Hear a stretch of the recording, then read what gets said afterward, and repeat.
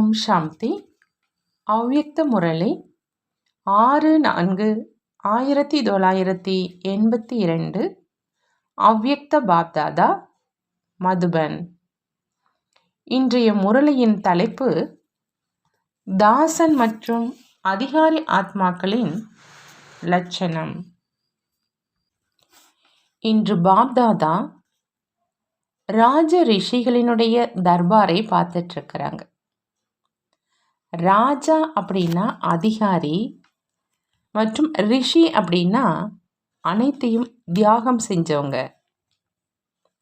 தியாகி மற்றும் தபஸ்வி. ஆகையினால பாப்தாதா அனைத்து பிராமண குழந்தைகளை அதிகாரி ஆத்மா மற்றும் கூடவே மகா தியாகி ஆத்மா, இந்த இரண்டையும் வாழ்க்கையில பிரத்யட்ச சொரூபத்துல எந்த அளவு கொண்டு வந்திருக்கிறாங்க அப்படின்னு பார்த்துட்டு இருந்தாங்க. அதிகாரி மற்றும் தியாகி இரண்டிலும் சமநிலை இருக்கணுங்கிறாங்க பாப்தாதா. அதிகாரியும் முழுமையா இருக்கணும், மேலும் தியாகியும் முழுமையா இருக்கணும். ரெண்டும் சேர்ந்தே இருக்க முடியுமா அப்படின்னு பாபா கேள்வி கேட்கிறார். இதை நீங்க தெரிஞ்சிருக்கீங்களான்னு கேட்குறாங்க. நீங்க அனுபவிகளாகவும் இருக்கிறீங்க. தியாகம் இன்றி ராஜ்யத்தை நீங்கள் அடைய முடியுமா? சுயத்தினுடைய அதிகாரம், அதாவது சுய ராஜ்யத்தை அடைய முடியுமா? தியாகம் செஞ்சீங்க, அதனால்தான் சுயராஜ்ய அதிகாரியாக ஆகியிருக்கீங்க. இதுவோ அனுபவம் இருக்குதான் இல்லையா அப்படின்னு கேட்குறாங்க பாபா. தியாகத்தினுடைய சூத்திரத்தை முன்பும் சொல்லி இருக்கிறோம். அதாவது தியாகத்தினுடைய முதல் அடி தேக உணர்வினுடைய தியாகம். எப்போ தேக உணர்வினுடைய தியாகம் ஆகிடுது அப்படின்னா அடுத்து தேகத்தினுடைய அனைத்து உறவுகளினுடைய தியாகம். எப்போ தேக உணர்வு விடுபட்டுடுது அப்படின்னா என்னவாகிடுறீங்க? ஆத்மா உடலற்றவர் மற்றும் எஜமானன். தேகத்தினுடைய பந்தனத்திலிருந்து விடுபட்டு, அதாவது ஜீவன் முக்த் ராஜ்ய அதிகாரி. எப்பொழுது ராஜ்ய அதிகாரியாக ஆகிட்டீங்களோ அப்போ அனைத்து விதமான அடிமைத்தனமும் முடிவடைஞ்சிடுது. ஏன்னா தேகத்தினுடைய தாசனிலிருந்து, அதாவது வேலையாளிலிருந்து தேகத்தினுடைய எஜமானனாக ஆயிட்டீங்க. அடிமைத்தனம் விடுபட்டுடுச்சு. தாசன் மற்றும் அதிகாரி இரண்டு நிலைகளும் சேர்ந்தே இருக்க முடியாது. அடிமைத்தனத்தினுடைய அடையாளம் மனதால, முகத்தினால சோர்வா இருக்கிறது. சோர்வு அடைவது அடிமைத்தனத்தினுடைய அடையாளம்.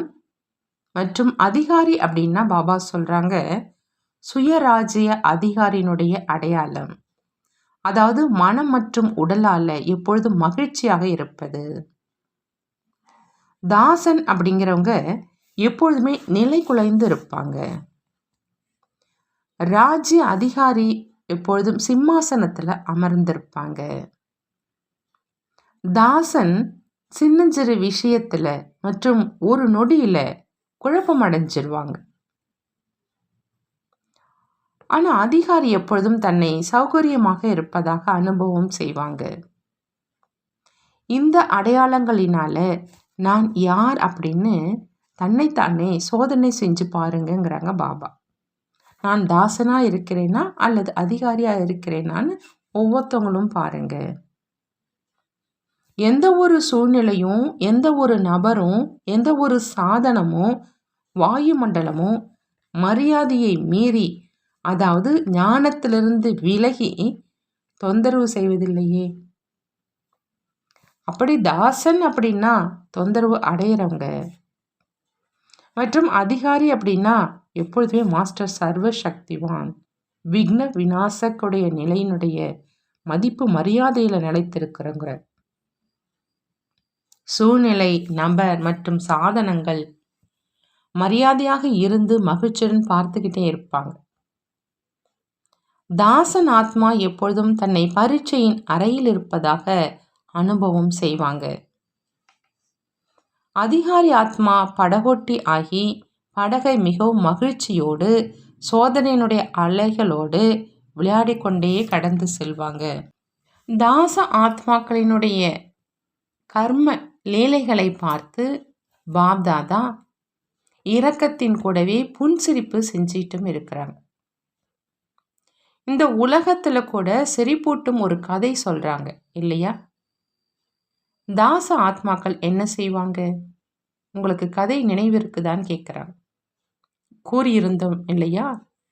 எலி வருது, எலியை விரட்டியாச்சு அப்படின்னா பூனை வந்துடுது. பூனையை விரட்டினதுக்கு அப்புறம் நாய் வந்துடுது. ஒன்று அகற்றுனா இன்னொன்று வந்துடுது, இன்னொன்று அகற்றுனா மூன்றாவது வந்துடுது. இந்த கர்ம லீலையில பிஸியாக இருக்கிறாங்கன்னு சொல்றாங்க பாபா. ஏன் அப்படின்னா தாச ஆத்மாக்கள் சில நேரம் கண் அப்படிங்கிற எலி ஏமாற்றிடுது, சில நேரம் காது அப்படிங்கிற பூனை ஏமாத்திடுது, சில நேரம் தீய சமஸ்காரம் அப்படிங்கிற சிங்கம் தாக்கிடுது. மேலும் பாவம் அந்த தாச ஆத்மா அவங்களை அகற்றி அகற்றி உதாஸ் அதாவது சோர்வடைஞ்சிடுறாங்க. ஆகையினால பாப்தாதாவுக்கு இரக்கம் வருதுன்னு சொல்றாங்க. கூடவே புன் சிரிப்பும் வருதான். ஆசனத்தை ஏன் விடவே செய்யறீங்க? தானா வழிக்கிடுதா அப்படின்னு பாபா கேட்குறாங்க. நினைவு அப்படிங்கிற காந்தத்தினால தன்னை அந்த ஆசனத்துல உறுதியாக அமர வச்சிட்டீங்க அப்படின்னா வழுக்காது. வேறு என்ன செய்யறாங்க? பாப்தாதாவுடைய எதிரில் வேண்டுதல்களினுடைய நீல அகல கோப்புகளை வச்சிடுறாங்க. சிலர் 1 மாத பிரச்சனையில் இருக்கிறேன் அப்படின்னு வேண்டுதல் போடுறாங்க. சிலர் 3 மாதங்களாக மேலே கீழே போய்கிட்டு இருக்கேன் அப்படின்னு சொல்றாங்க.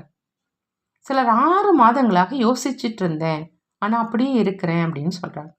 எவ்வித மாற்றமும் இல்லைன்னு சொல்றாங்க. இத்தனை வேண்டுதல்கள் ஒன்றாக சேர்த்து கோப்பு ஆயிடுது. ஆனா எவ்வளவு பெரிய கோப்போ அந்த அளவு அபராதம் கொடுக்க வேண்டியதாக இருக்கும் அப்படின்னு யோசிக்க சொல்றாங்க பாபா. கோப்பு பெருசா இருந்தா அந்த அளவுக்கு அபராதம் கொடுக்கணும், அதனால யோசிச்சுக்கிங்கன்னு சொல்றாங்க. ஆகினால் வேண்டுதல்களை அகற்றுவதற்கான சுலபமான சாதனம் எப்பொழுதும் தந்தையின் விருப்பத்தின்படி நடந்துக்குங்க. என்னுடைய விருப்பம் இது அப்படின்னா அது உங்களது மன விருப்பம். அது வேண்டுதல்களுடைய கோப்பை உருவாக்கிடுது. எது தந்தையினுடைய விருப்பமோ அது என்னுடைய விருப்பம். தந்தையினுடைய விருப்பம் என்ன? ஒவ்வொரு ஆத்மாவும் எப்பொழுதும் சுப சிந்தனை செய்பவரா, அனைவருக்காகவும் எவ்வித மாற்றமும் இல்லை. எப்பொழுதும் சுப சிந்தனையில் இருக்கக்கூடிய தனக்கு நன்மை செய்பவர் மற்றும் உலகத்துக்கு நன்மை செய்பவராக ஆகணும். இந்த விருப்பத்தை எப்பொழுதும் நினைவில் வைத்துக்கொண்டே எந்த கடினமும் இன்றி நடந்து கொண்டே இருங்க. எப்படி கண்ணை மூடிக்கொண்டு போய்கொண்டே இருங்க என்று சொல்லப்படுது இல்லையா? அந்த மாதிரி இல்லையே, அந்த மாதிரி ஆகாதே என்ற இந்த கண்ணை திறக்காதீங்க. இந்த வீணான சிந்தனையினுடைய கண்ணை மூடி தந்தையின் விருப்பம், அதாவது தந்தையின் அடிக்கு பின்னால் அடி வைத்து சென்று கொண்டே இருங்க. பாதத்துக்கு மேல் பாதம் வைத்து செல்வது கஷ்டமாக இருக்குமா, சுலபமா இருக்குமான்னு பாபா கேட்குறாங்க. ஆகையினால அந்த மாதிரி எப்பொழுதும் தந்தையை பின்பற்றி நடங்க. சகோதரியை பின்பற்றுவது, சகோதரனை பின்பற்றுவது என்ற அந்த புதிய காலடியை எடுத்து வைக்காதீங்க. இதன் காரணமாக அடைய வேண்டிய இலக்கிலிருந்து வஞ்சிக்கப்பட்டவராக ஆயிடுவீங்க. மரியாதை கொடுங்க, ஆனால் பின்பற்றி நடக்காதீங்க. விசேஷம் மற்றும் குணத்தை ஏற்றுக்குங்க, ஆனால் உங்களுடைய காலடி தந்தையின் காலடி மேல் இருக்கணும். தேவையான நேரத்துல தனக்கு சுயநலமான விஷயங்களை எடுக்காதீங்க. சுயநலமான விஷயங்களும் மிக மன மகிழ்ச்சிக்குரியதாக இருக்கும். அந்த வாக்கியங்களை பின்பு சொல்வோம். ஏன்னா பாப்தாதாவிடமோ அனைத்து சேவை நிலையங்களுடைய செய்தி வருது, முழு உலகத்தினுடைய செய்தி வருது. ஆகையினால தாச ஆத்மாவாக ஆகாதீங்க. இது மிக சிறிய கர்மேந்திரியங்கள்.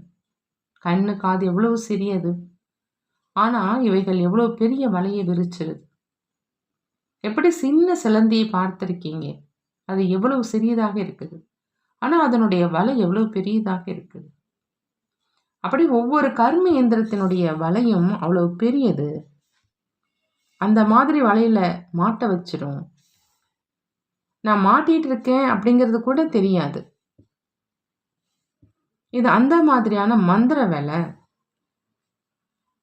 அது ஈஸ்வரிய உணர்விலிருந்து, ஈஸ்வரிய மரியாதையிலிருந்து மூர்ச்சை ஆனவராக ஆக்கிடுது.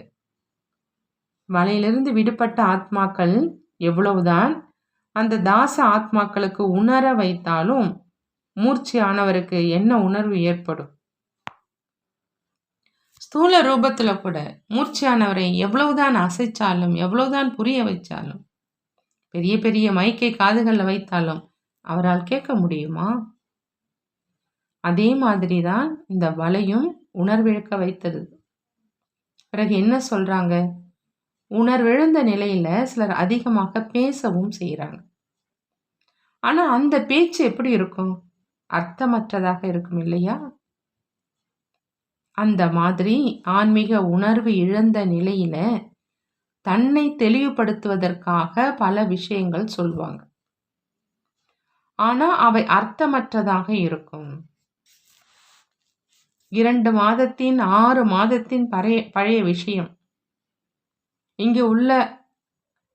அங்கே உள்ள விஷயத்தை பேசிக்கிட்டே இருப்பாங்க. அந்த மாதிரியானது இந்த ஆன்மீக உணர்விழந்த நிலை. விஷயமும் மிக சிறியதாக இருக்கும், ஆனால் மூர்ச்சையான நிலையும் மிக பெரியதாக இருக்கும். இதிலிருந்து விடுபடுவதற்கும் நீண்ட காலம் ஆகும். அப்படின்னா வலையின் ஒவ்வொரு கம்பியையும் துண்டிப்பதற்கு முயற்சி செய்கிறாங்க. வலையை எப்பொழுதாவது பார்த்துருக்கீங்களா? உங்களுடைய கண்காட்சி படங்கள்ல இருக்குது. வலையை அழிச்சிடுங்க. சிலந்தியும் தன்னுடைய வலையை முழுமையாகத்தானே சாப்பிட்டுடும். அந்த மாதிரி விஸ்தாரத்தில் போகாம விஸ்தாரத்துக்கு புள்ளி வச்சு புள்ளியில உள்ளடக்கிடுங்க, புள்ளி ஆகிடுங்க, புள்ளிட்டுடுங்க, புள்ளியிலே நிரம்பிடுங்க. அப்போ இந்த முழு விஸ்தாரமும் முழு வலையும் ஒரு நொடியில் உள்ளடங்கிடும். மேலும் நேரம் மிச்சமாயிடும். கடின உழைப்பிலிருந்து விடுபட்டுடுவீங்க. புள்ளியாகிய புள்ளியினுடைய அன்பில் ஐக்கியமாகிடுவீங்க.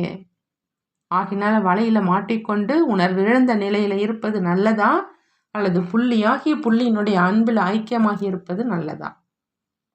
ஆக தந்தையினுடைய விருப்பம் என்ன ஆச்சு? அன்பில் ஐக்கியமாயிடுங்க அப்படிங்கிறாங்க பாபா. எப்போ மரத்தின் பரிவர்த்தனை கண்டிப்பாக ஆகணும் என்று இருக்குது அப்படின்னா, மரத்தினுடைய இறுதியில் என்ன இருந்துருது? தொடக்கமும் விதை, முடிவும் விதை தான் இருக்குது. இப்போ இந்த பழைய மரத்தினுடைய பரிவர்த்தனையின் நேரத்தில் மரத்தின் மேல் மாஸ்டர் விதை ரூப நிலையில நிலைச்சிடுங்க. புள்ளிதான் விதை. முழு ஞானம், குணங்கள், சக்திகள் அனைத்தின் கடல் புள்ளியில நிரம்பிடுது. இதைத்தான் தந்தைக்கு சமமான நிலை அப்படின்னு சொல்றது. தந்தை கடலாக இருந்த போதும் புள்ளியாக இருக்கிறார்.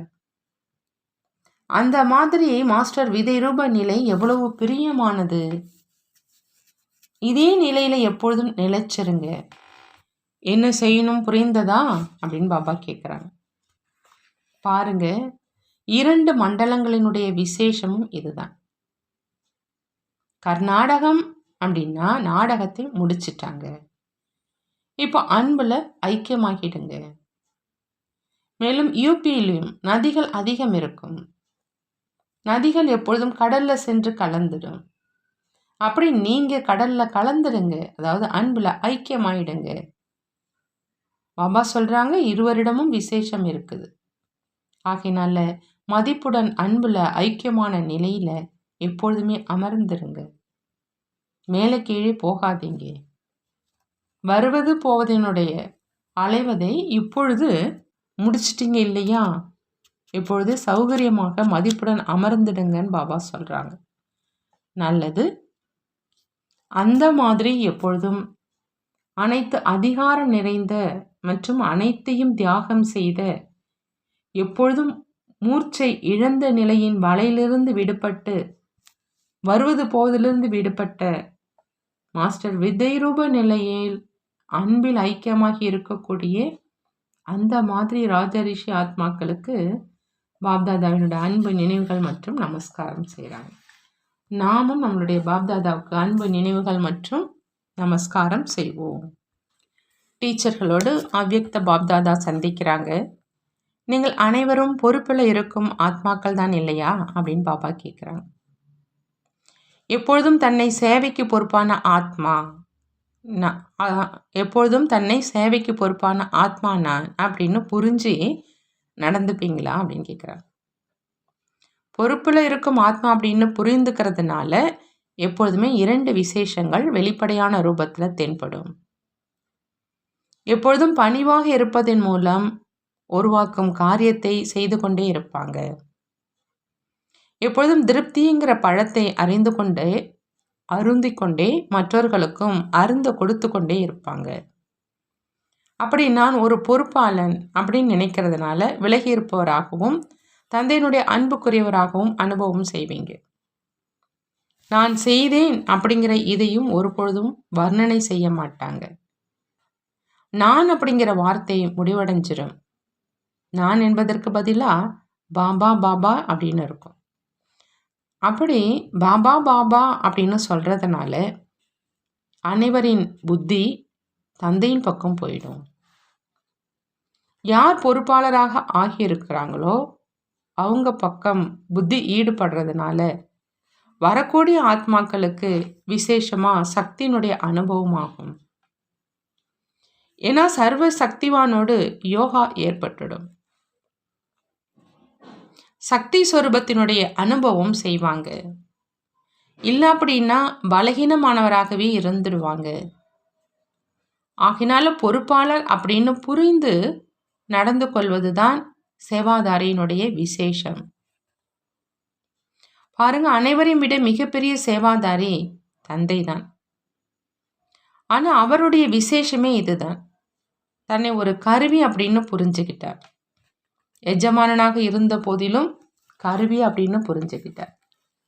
கருவி அப்படின்னு நினைக்கும் காரணத்தினால அனைவருக்கும் பிரியமானவராக ஆகிட்டார். எனவே நான் கருவி, விலகி இருப்பவன், அன்பானவன் அப்படிங்கிற இதை எப்பொழுதும் நினைவில் வச்சு நடந்துக்குங்க. சேவையும் அனைவரும் செஞ்சிட்ருக்கீங்க. இந்த லாட்ரியோ கிடைச்சிருச்சு. ஆனால் இந்த கிடைத்திருக்கும் லாட்ரியை எப்பொழுதும் அதிகரிப்பதா அல்லது அந்த அளவு மட்டும் வைத்து கொள்வதா அப்படிங்கிறது உங்கள் கையில் இருக்குது. தந்தையும் கொடுத்துட்டார். அதிகரிப்பது உங்களுடைய வேலை. பாக்கியத்தை அனைவருக்கும் தந்தை ஒரே மாதிரி தான் கொடுத்துருக்கிறார். சிலர் பாதுகாத்து அதை அதிகரிக்கிறாங்க, சிலர் செய்வதில்லை. இதன் காரணமாக வரிசை எண் உருவாயிடுது. ஆகையினால பாபா சொல்கிறாங்க, எப்பொழுதும் தன்னை முன்னேற்றம் அடைய செஞ்சுக்கிட்டே மற்றவர்களை முன்னேற்றி கொண்டே இருங்க. மற்றவர்களை முன்னேற்றுவது தான் தான் முன்னேறுவது. எப்படி தந்தையை பாருங்க. தந்தை தாயை முன்னுக்கு வைத்தார், இருந்தும் நம்பர் 1 நாராயணனாக ஆனார். அவர் 2ஆம் நம்பர் லட்சுமி ஆனார். ஆனால் முன்னேற வைத்ததுனால இவர் முன்னேறினார். முன்னேறுவது அப்படின்னா பின்னடைவது கிடையாது. பிறரை முன்னேற்றுவது, அதுதான் முன்னேறுவது. அனைத்து சேவாதாரிகளும் மிக நன்றாக உழைச்சிட்ருக்கீங்க. உழைப்பை பார்த்து பாப்தாதா குஷி அடைகிறாங்க. ஆனால் கருவி அப்படின்னு புரிஞ்சு சேவை செஞ்சீங்க அப்படின்னா சேவையின் பலனாக 1க்கு 4 மடங்கு ஆகிடும். தந்தைக்கு சமமான ஆசனம் கிடைச்சிருக்குது. இப்போ இதே ஆசனத்தில் அமர்ந்து சேவையை வளர செய்யுங்கிறாங்க பாபா. நல்லது. பார்ட்டிகளோடு அவ்யக்த பாப்தாதா சந்திக்கிறாங்க. விசேஷ ஆத்மா ஆவதற்காக பாபா சொல்கிறாங்க, எல்லாருடைய விசேஷங்களை நீங்கள் பாருங்க அப்படின்னு. பாப்தாதா எப்பொழுதுமே குழந்தைகளுடைய விசேஷங்களினுடைய மகிமை தானே பாடுறாங்க. எப்படி தந்தை அனைத்து குழந்தைகளுடைய விசேஷங்களை பார்க்குறாங்க, அதே மாதிரி குழந்தைகள் நீங்கள் விசேஷ ஆத்மாக்களும் அனைவருடைய விசேஷங்களை பார்த்துக்கிட்டே தன்னை விசேஷ ஆத்மா ஆக்கிக்கிட்டே இருங்க. விசேஷ ஆத்மாக்களுடைய காரியம் விசேஷத்தை பார்ப்பது மற்றும் விசேஷம் ஆகிறது. விசேஷ ஆத்மாக்களுடைய காரியம் பாபா சொல்றாங்க, விசேஷத்தை பார்க்கிறது மற்றும் விசேஷமாக ஆகிறது. எப்பொழுதாவது எந்த ஆத்மாவினுடைய தொடர்புல வரீங்க அப்படின்னா அவங்களுடைய விசேஷத்தின் மேல்தான் பார்வை செல்லணும். எப்படி தேனீக்களினுடைய பார்வை மலர்கள் மேல் இருக்குது, அதே மாதிரி உங்களுடைய பார்வை பிறரது விசேஷங்களின் மேல் இருக்கட்டும். ஒவ்வொரு பிராமண ஆத்மாவை பார்த்து எப்பொழுதும் ஆஹா சிரேஷ்ட ஆத்மா ஆஹா அப்படின்னு மகிமை பாடிக்கிட்டே இருங்க. ஒவ்வொரு பிராமண ஆத்மாவை பார்த்து எப்பொழுதும் ஆஹா சிரேஷ்ட ஆத்மா ஆஹா அப்படிங்கிற மகிமை பாடிக்கிட்டே இருங்க. ஒருவேளை மற்றவர்களுடைய பலகீனத்தை பார்த்தீங்க அப்படின்னா நீங்களும் பலகீனமாக ஆயிடுவீங்க. ஆகினால உங்களுடைய பார்வை ஒருபொழுதும் பலகீனம் அப்படிங்கிற கற்களின் மேல் போகக்கூடாது. நீங்கள் புனித அன்னப்பறவைகள், எப்பொழுதும் குணம் அப்படிங்கிற முத்தையே பொறுக்கிட்டு இருங்கிறாங்க பாபா. அடுத்ததாக பாபா சொல்றாங்க, நேரம் மற்றும் தன்னுடைய மகத்துவத்தை நினைவில் வச்சிங்க அப்படின்னா நீங்க மகானாக ஆயிடுவீங்க. சங்கமயுகத்தினுடைய ஒவ்வொரு வினாடியும் முழு கல்பத்திற்கான பிராப்தியை உருவாக்குவதற்கான ஆதாரம். அந்த மாதிரி நேரத்தினுடைய மகத்துவத்தை தெரிஞ்சுக்கிட்டு ஒவ்வொரு அடியையும் எடுத்து வைக்கிறீங்களா? எப்படி நேர மகானாக இருக்குது, அதுபோல நீங்களும் மகான் ஆவீங்க. ஏன்னா பாப்தாதா மூலமா ஒவ்வொரு குழந்தைக்கும் மகான் ஆத்மா ஆவதற்கான ஆஸ்தி கிடைச்சிருக்கு. ஆகையினால தன்னுடைய மகத்துவத்தையும் தெரிந்து ஒவ்வொரு எண்ணம், ஒவ்வொரு வார்த்தை மற்றும் ஒவ்வொரு காரியத்தையும் மகானாக செய்யுங்க. எப்பொழுதும் நான் மகான் தந்தையினுடைய குழந்தை, மகான் ஆவேன் அப்படிங்கிற இந்த நினைவிலேயே இருங்க. இதன் மூலம்தான் எந்த அளவு சிரேஷ்ட பாக்கியத்தை உருவாக்க விரும்புறீங்களோ அந்த அளவு உருவாக்க முடியும். சங்கம யுகத்துக்கு இதுதான் வரதானம். தந்தை மூலமாக கிடைச்சிருக்கக்கூடிய பொக்கிஷங்களோடு எப்பொழுதும் விளையாடிக்கிட்டே இருங்க. எப்பொழுதும் வாயிலிருந்து ரத்தினம் தான் வெளியாகணும். மனதில் ஞான சிந்தனை ஓடிக்கிட்டே இருக்கணும். அந்த மாதிரி தாரணை சொரூபமானவராக இருங்க. இது மகான் நேரம், நான் மகான் ஆத்மா அப்படிங்கிற இதை எப்பொழுதும் நினைவில் வைங்க அப்படிங்கிறாங்க பாபா. நல்லது. ஓம் சாந்தி. பாபா இன்னைக்கு வரதானம் கொடுக்குறாங்க. அனைத்து பிராப்திகளின் குஷியில் பறந்து கொண்டே லட்சியத்தை சென்றடையக்கூடிய நினைவு சொரூபமானவராக ஆகுக. அனைத்து பிராப்திகளின் குஷியில் பறந்து கொண்டே லட்சியத்தை சென்றடையக்கூடிய நினைவு சொரூபமானவர் ஆகுக. நினைவு சொரூபமானவராக ஆகணும் அப்படின்னா அதுக்கு பாப்தாதா சொல்றாங்க, எல்லா பிராப்திகளினுடைய குஷியில பறந்துகிட்டே லட்சியத்தை சென்றடையணும். பிராமண வாழ்க்கையில தொடக்கத்துல இருந்து இதுவரையிலும் என்னென்ன பிராப்திகள் ஆகியிருக்குதோ அவற்றினுடைய பட்டியலை நினைவுல கொண்டு வந்தீங்க அப்படின்னா சார ரூபத்துல பிராப்தி இல்லாத ஒரு பொருள் கூட பிராமண வாழ்க்கையில இல்லை. மேலும் இவை அனைத்தும் அழியாத பிராப்திகள் என்றுதான் சொல்வீங்க. இந்த பிராப்திகளினுடைய நினைவு வெளிப்படும் ரூபத்தில் இருந்தது அப்படின்னா, அதாவது அதனுடைய நினைவு சொரூபம் ஆனீங்க அப்படின்னா குஷியில் பறந்துக்கிட்டே லட்சியம் வரை சுலபமாகவே சென்றடைஞ்சிருவீங்க. பிராப்தியினுடைய குஷி ஒரு பொழுதும் கீழே குழப்பத்தில் கொண்டு வராது. ஏன் அப்படின்னா நிரம்பிய நிலை ஆடாததாக ஆக்கும் அப்படிங்கிறாங்க. அடுத்த ஸ்லோகன், பிந்து சொரூபத்தின் நினைவில் இருப்பதற்காக ஞானம், குணம் மற்றும் தாரணையில கடலாகுங்க. ஞானம், குணம் மற்றும் தாரணையில கடலானா பிந்து சொரூபத்தினுடைய நினைவில் இருக்கலாம் அப்படிங்கிறாங்க பாபா. நல்லது. ஓம் சாந்தி. நன்றி பாபா, நன்றி.